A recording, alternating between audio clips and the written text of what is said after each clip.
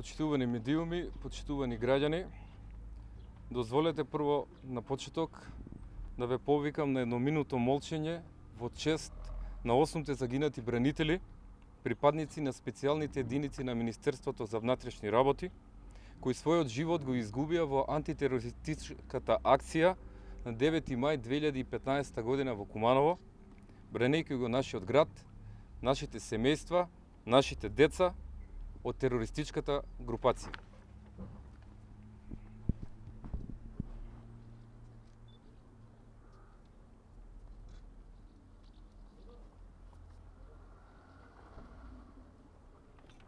Нека има вечна слава. Македонија никогаш нема да ги заборави своите херои.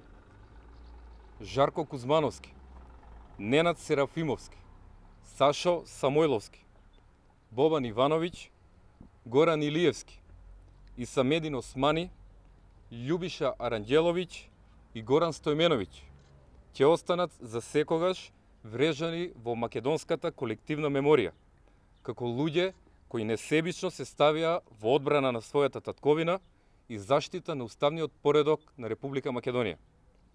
Голема е и жртвата на 37-те припадници на Министерството за внатрешни работи кои беа ранети во оваа антитерористичка акција, како и десетиците од нив кои учествуваа во оваа акција. Сите ние сме вечни должници на нивната храброст и нивната пожртвуваност кон татковината. Додека тие ја бранеа својата држава, Зоран Заев и Оливер Спасовски им ствртија грб на државата и на граѓаните. Еден ден по антитерористичката акција отидоа со смеење и се сликаа на местото каде својот живот го положија 8 припадници на Министерството за внатрешни работи. Нивната жртва за татковината и храброста која ја демонстрираа заслужува најголема чест. Токму поради тоа, советничката група на ВМРО ДПМН од Куманово на наредната седница на Советот на општина Куманово ќе предложи подигање на споменик во чест на 8 бранители кои не го штедеа својот живот за татковината.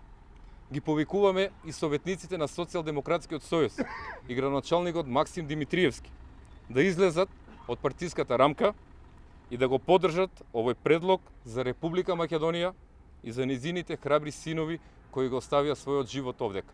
Ви благодарам.